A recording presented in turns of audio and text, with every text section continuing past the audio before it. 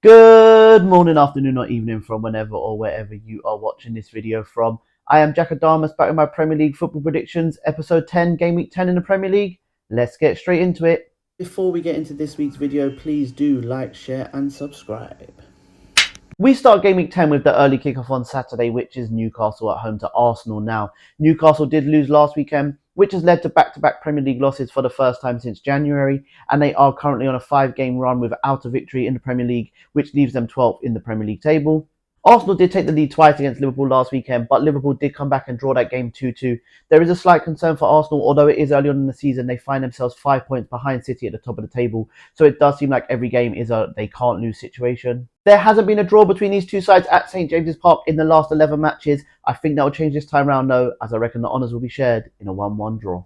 To start the 3 o'clock kickoffs, we have Bournemouth at home to Man City. Now, Bournemouth do come into this game off back-to-back games against teams in the current top 4, where they have performed very well as well in both of those games, picking up 4 points along the way. They have got another tough test against them in this weekend as they play top of the league Man City. A much changed Man City side did lose against Tottenham in the Carabao Cup midweek, and it is only their 3rd defeat in 51 competitive matches, so revenge will be on their mind going into this one. And with Man City beating Bournemouth in all 11 games they've played each other in the Premier League, I think it'll be 12 come full time with a Man City 3-1 win. Next up, we have Ipswich at home to Leicester. Now, going into round 10, Ipswich are still winners in the Premier League this season. They did go 2-0 up last weekend against Brentford though, but they did end up losing that game in a 4-3 crazy game. They will have high hopes coming into this one though. Leicester though, they won't be an easy game by any stretch of the imagination, as Leicester have won 2 of their last 3 games in the Premier League, and they now find themselves 5 points clear of the relegation zone. Will Ipswich get their first win of the season, or will Leicester grow further and further away from the relegation zone? 8 out of Leicester's last 9 matches has produced both teams to score. I don't think this one will be any different, but I can see Ipswich getting their first win of the season here in a 2-1 victory. Next, we travel to Anfield, where Liverpool play Brighton. Now, second place Liverpool have 12 wins out of 14 games so far in all competitions so far this season. One of those victories did come against Brighton midweek in the Carabao Cup as well. Brighton have been Liverpool's bogey team of late though. Before that Carabao Cup tie, they had only lost twice out of their last 8 meetings between the two sides, and with Brighton's good start to the season, they will come here thinking they can leave Anfield with some points. If Liverpool do win here, Arne Slot will be Liverpool's first ever manager to win 8 of his first 10 league matches in the season. I do think that will be the case as well, as I reckon Liverpool will win here 3-1. Next up, we have Nottingham Forest at home to West Ham. Now, Nottingham Forest are looking very good so far this season, and they find themselves 7th in the Premier League. They are looking very solid throughout the team, but very good defensively as they're looking hard to break down, and that shows in their performances as they've conceded the 2nd least goals in the league this season. Going into this game, most people would have probably thought it would have been West Ham that was going to be 7th, but that isn't the case. They did get a much needed win last weekend against Manchester United, and they do need to get a victory here, which will be the first time they've got back-to-back wins in the Premier League since March. Forest will be looking for the win here, which will be their 3rd win in a row against West Ham for the first time since 1978, and I believe that will be the case as I can see Nottingham Forest winning here 2-1. And the last 3 o'clock kickoff sees Southampton at home to Everton. Now, Southampton currently sit bottom of the Premier League with 1 point out of their first 9 matches, and they are currently going through some unwanted personal history as they are currently on a 22-game Premier League winless run. So a victory is currently needed now more than ever. And Everton come here high on confidence as they are on a 5-game unbeaten run themselves, which is only the 2nd time they've done so under Sean Dyche's tenure. Southampton have won 3 of the last 4 head-to-heads between these two sides. I don't think that will be the case this time round though, as I reckon the honours will be shared in a high-scoring 2-2 draw.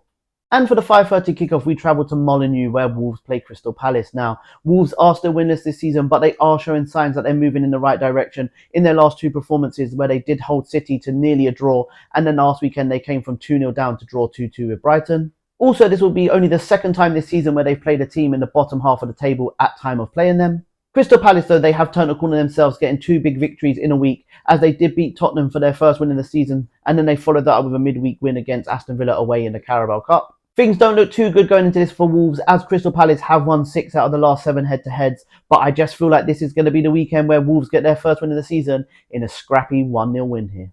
Moving on to Super Sunday at 2 p.m, where we have Tottenham at home to Aston Villa. Now, Tottenham are probably the most inconsistent team in the league at the moment. They won 4-1 against West Ham. They then lost 1-0 to Crystal Palace. Then they followed that up with a win against Man City in the Carabao Cup midweek. But their home form is not inconsistent, as they've won 6 out of 7 games on the home soil so far this season. Aston Villa currently sit 4th in the Premier League, and they did lose their first game in 12 matches in all competitions last time out, as they lost to Crystal Palace in the Carabao Cup. If they do concede here first though, it's not the end of the world, as they have won 3 of their 5 matches where they have conceded first so far this season. Aston Villa have won 3 of their last 4 visits to Tottenham. I don't think they'll win this time round though, as I can see this one ending in a 2-2 draw. And the 4:30 kickoff on Super Sunday is game of the weekend as Manchester United host Chelsea. Now, Manchester United, after losing Ten Hag, looked like a completely different side as they scored 5 goals past Leicester in the Carabao Cup midweek. However, they do find themselves still 15th in the Premier League this season, closer to relegation than top 4. And Chelsea have had a good start to the season themselves, and although they have slowly been declining, they still only find themselves 1 point off of the top 4, which was the realistic target for them at the beginning of the season. Manchester United are unbeaten in their last 11 head-to-heads against Chelsea at Old Trafford, but this is also the most drawn game in Premier League history. I do think this will be a great game. I think it'll be end-to-end, and I can see Manchester United winning here 3-2.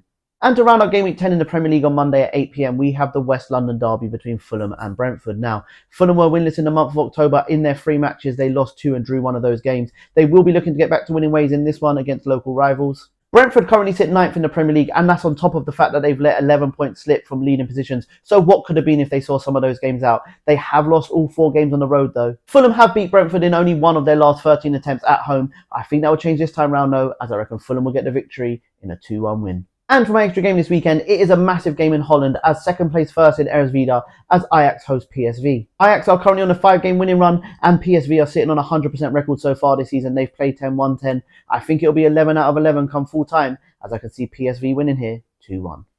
Thank you very much if you are still here at the end of my video. I really do appreciate the love and support I've been getting from you guys. Please do continue to like, share, follow, but most importantly subscribe to the YouTube channel. Have a good weekend guys, and remember, if you don't shoot, you can't score. Bye guys, have a good weekend.